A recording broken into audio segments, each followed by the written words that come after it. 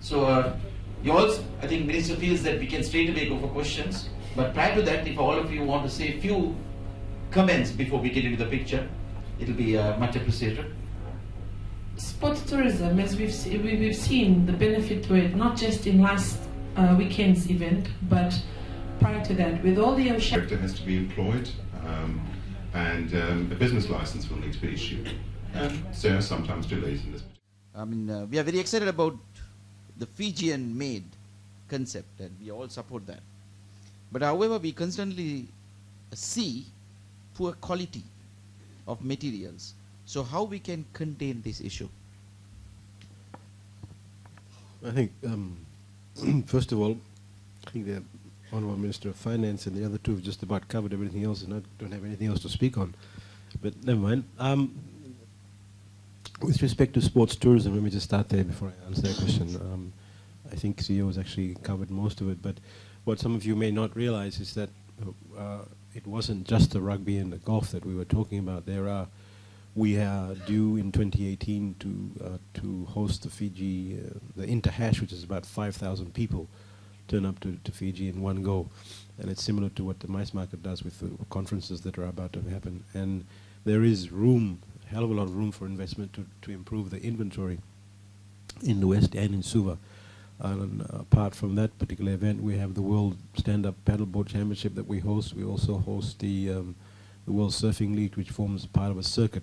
And all of these things have given Fiji a great brand name offshore with respect to our pristine conditions, and plus being able to host these sports. People in this room might want to get involved in these things, partner up with people to host quite a few things. I say that because when we went to bid for the Interhash, it really was just a very small group of people in Fiji who decided they'd take up the challenge and see if we could host it here, and we won the bid. So there's room for people to make a lot of money out of it when we do have these things. But again, there's an inventory that needs to expand, and at the moment sometimes the only option that we have in Suva right now, if something was to happen here, is to park a couple of cruise ships so that we can accommodate it. Just with some other things, as I say, one of the other areas that we've got, which is important to government, I think the Minister of Finance covered it very well with respect to the SME market with the council that's about to be formed. Again, that ties up with a lot of things that we do, and something that's quite important, and something that the Minister of Agriculture and my ministry and the Minister for Health are quite keen on, is the development of a Fijian organic brand. I know a lot of you are trying to get healthy, and the world over everybody's trying to get healthy, but this is a time for us to capitalize on that and develop this particular brand. The ministry is in the process of doing this at the moment, so we can actually have more niche market products that go out of Fiji, which we get a better price for. And the idea behind it, and I'm sure the Minister of Agriculture will also fill you in on this, is that we encourage more and more people to do this. As the Honourable Minister of Finance actually pointed out, if you throw something on the ground in Fiji, it just grows. We are actually organic just by nature sometimes. If you go out in the rural areas, people just are organic. But there's lots of room to actually develop this. And as I said, we've had discussions, myself, the Minister for Agriculture and the Minister for Health, in developing this as quickly as possible. And again, it's also to do with NCDs and to get people to start eating healthier and healthier things. With the question on the Fijian made, I'm not sure if we've actually, we have not received any complaints to say the quality is that bad. If somebody has got an issue with that particular thing, then there's a process that you have to go through to qualify to get the Fijian made labeling. Now, if there's an issue with quality, there's obviously an avenue for you to go and complain about it. If there is someone in here that, I don't know who the question came from, please address it with us and we will make sure that something's done. We pride ourselves in our quality. Fiji's got a fantastic brand name already, and we will take it seriously. So if there is something, they should address it with us. But in short, I think all of these things put together, as the Minister of Finance pointed out, we are trying to expand our economic base, whether it be from a small-scale perspective and a large-scale perspective. It doesn't really matter. But we need to. We most definitely want to. It is because I think there was a stark realization after Cyclone Winston that we have to work on this as quickly as possible to encourage more and more people to get into business and also expand the economic base across the board. And I'm happy to say that, you know, most of you may not realize this, but there's a great synergy that exists within the ministries to ensure that this is done as quickly as possible. And case in point is what Minister of Finance actually pointed out. If with the setup of this council, we're looking at trying to get it done within 9 months so that we can actually unify the whole thing and put it all together. But in short, that's it. Thank you, Minister. Minister of Agriculture has already started the forum this morning, so we thankful for his comments. So, Minister, while you are making another comment, there is another question on you, which I was not aware of this fact.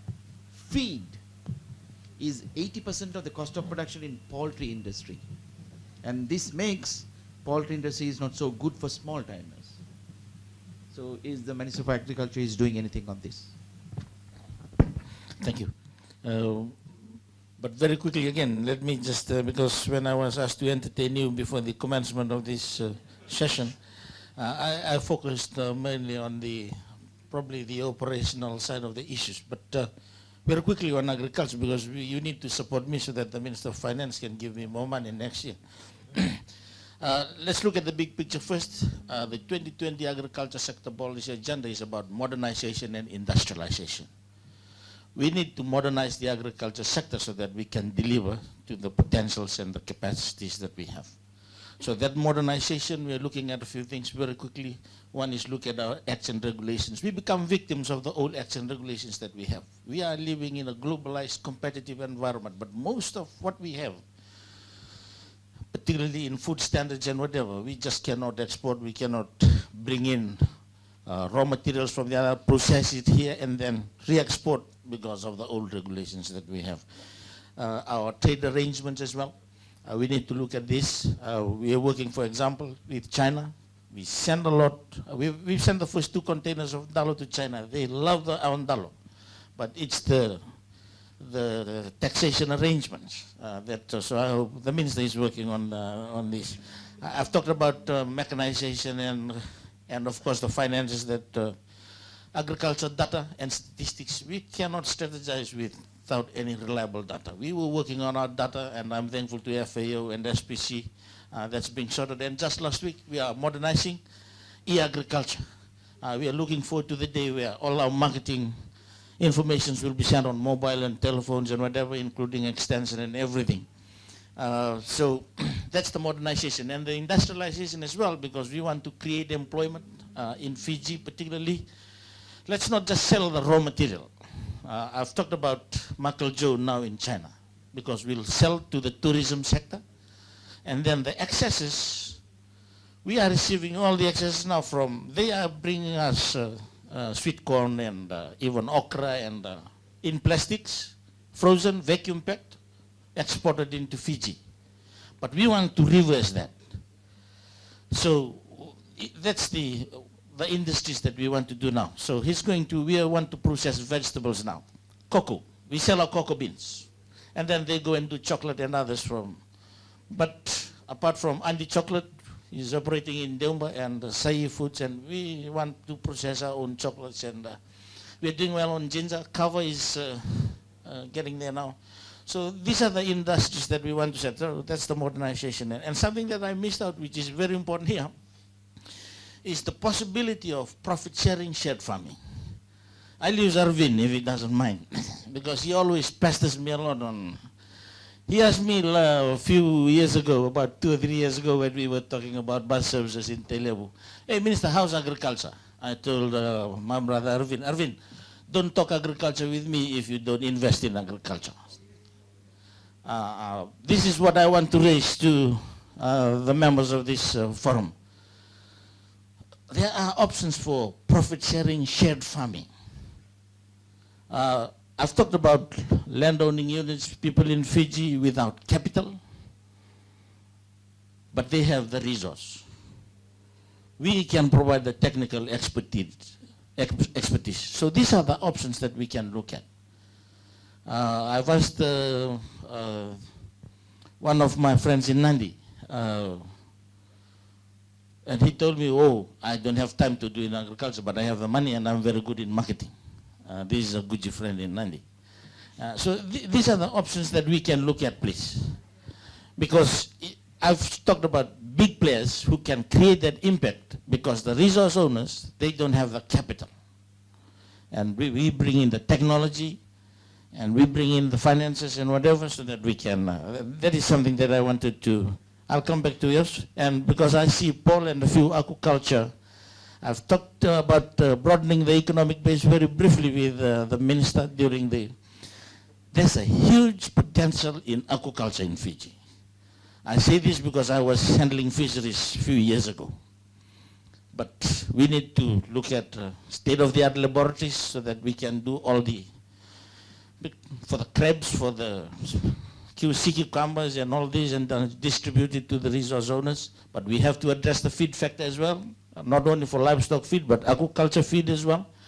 We import about millions of dollars worth of prawns, but all those prawns can be, we can fillet tilapia and grass carp and sell it to other. There's huge potential in aquaculture. And we need to look at that, because there are a lot of potential investors in those areas. Yes, feed is very, very important, particularly for livestock. 80% is, what are we doing?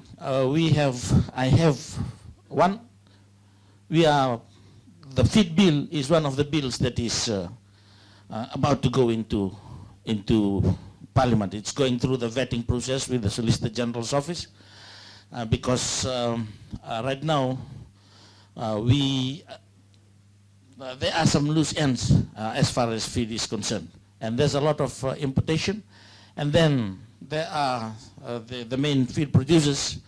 Some complaints we have received about inferior quality feeds for livestock, and likewise the high cost in the feed factor as well. But let me just assure all of us that we are working on it, and this is a possible area as well, and likewise for aquaculture as well.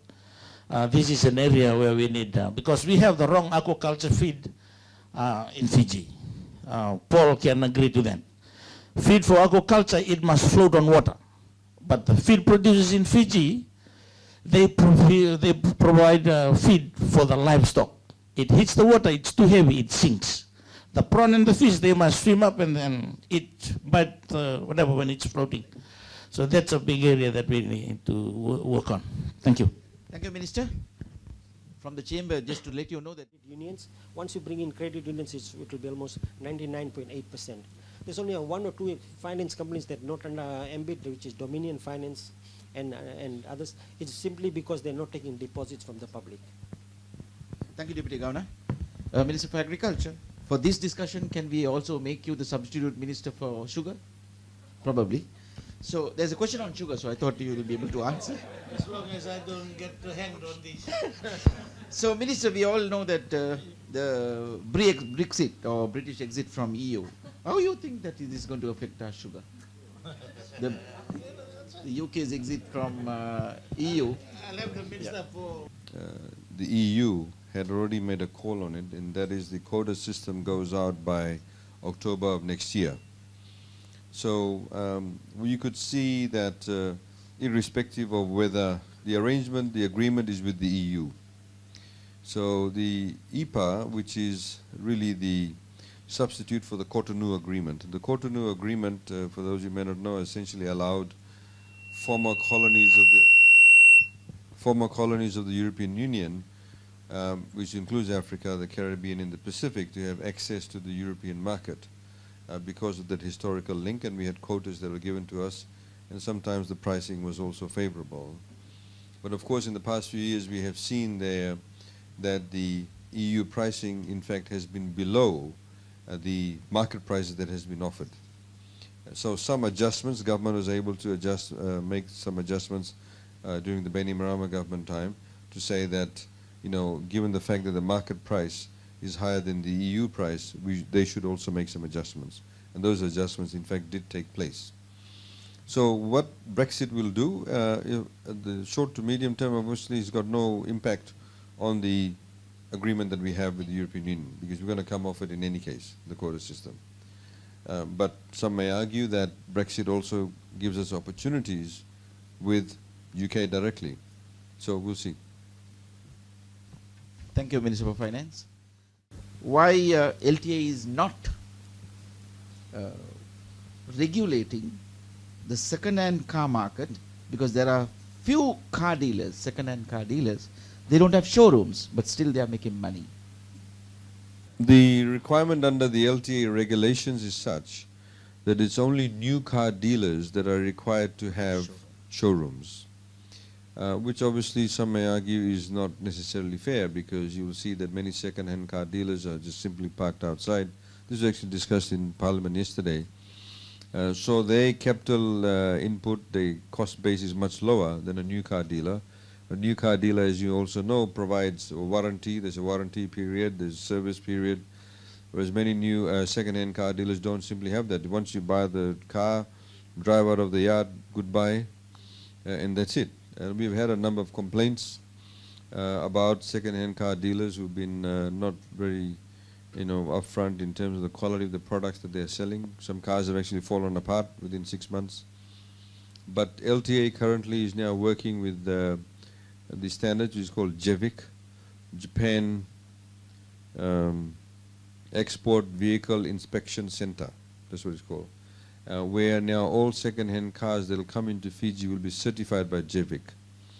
So you know exactly what quality you're getting, because of course many second-hand car dealers used to also turn back the clock. So you think you're getting a vehicle that's done only 50,000 Ks when it's probably done 500,000 Ks. So those quality assurance methodologies are being brought in. But there is of course a lot of issues pertaining to second-hand car dealers. At the same time, there's a huge demand for it.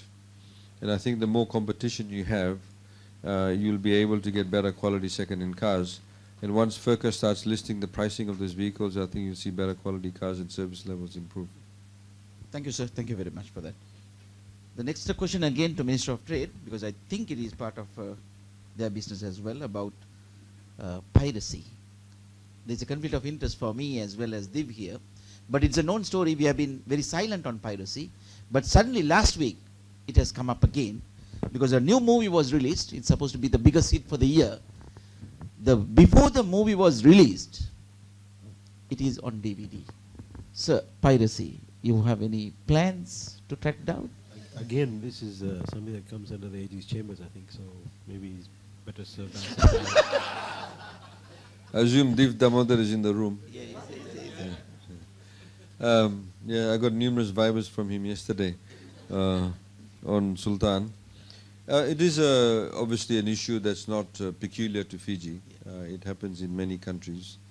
We have amended the laws, as we've said, that now the burden of proof is on the person that is allegedly carrying out the piracy.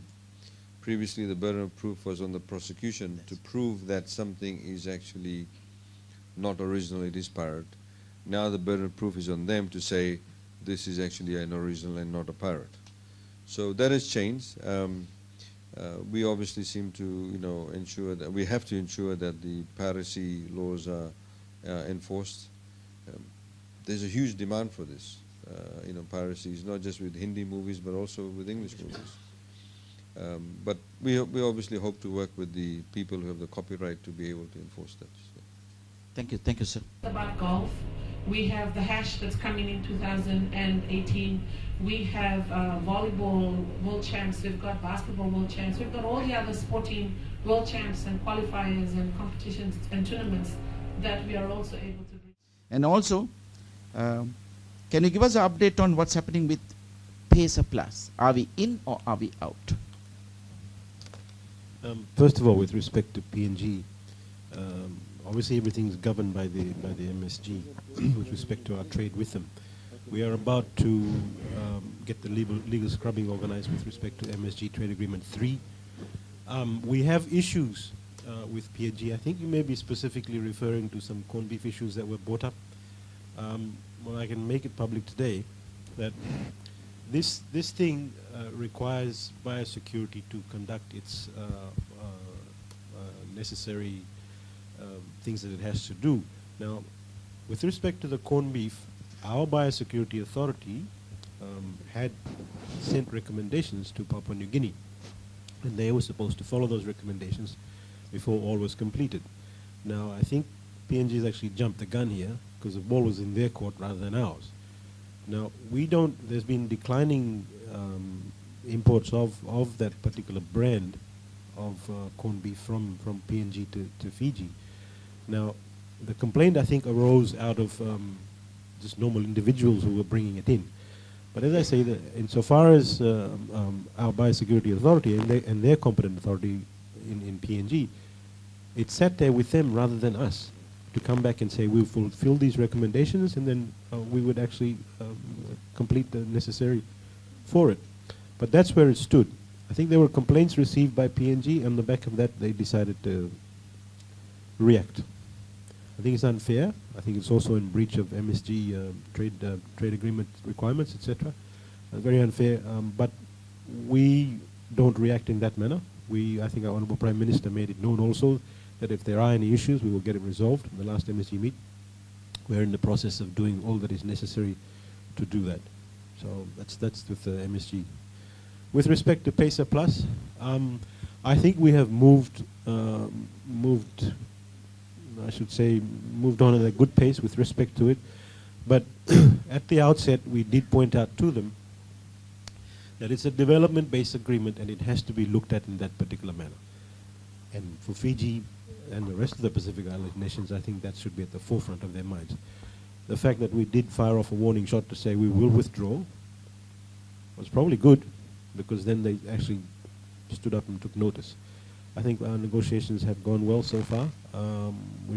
We're really looking at about probably another maybe 6 months or so before it's actually to a stage where we can actually get something really concrete out of it.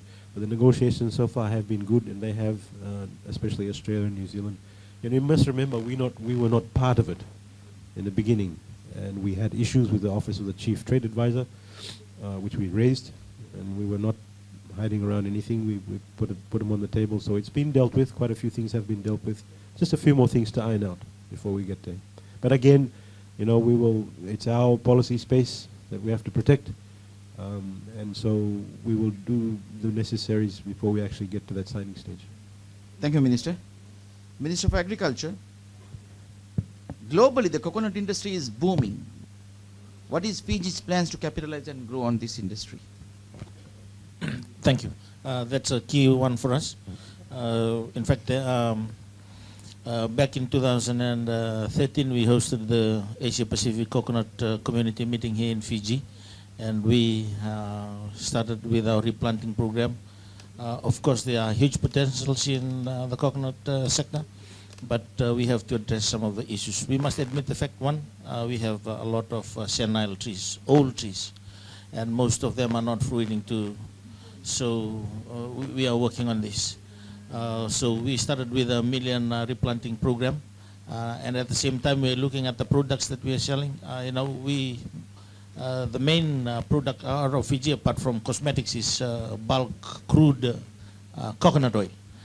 But that gets the least in terms of pricing in the global market. So I was in the Philippines last year, and I took the board manager for copper millers, and now he's looking at modernizing and of course looking into new market segments as well. But definitely for us, very briefly, we are looking at two major strategic plans to support the modernization and industrialization policy agenda. I have already received the livestock strategic plan, and roughly that looks at the next 5 to 10 years, and of course the costing and the activities, and the cropping plan, strategic plan, hopefully I'll get it within a month, and that will cover the coconut sector as well. Thank you. What we wanted is not the credit card levy to be removed, but what we wanted is the merchant who is charging 3%, 5% to be removed. So can Reserve Bank give a recommendation to the government? Debt to equity ratio is 3:1. So ultimately the risk is borne by the financial institutions if they lend. But we follow very closely that they've brought in the equity. If they don't, then we don't give them the confirmation letter, and so they may have issues with their visas.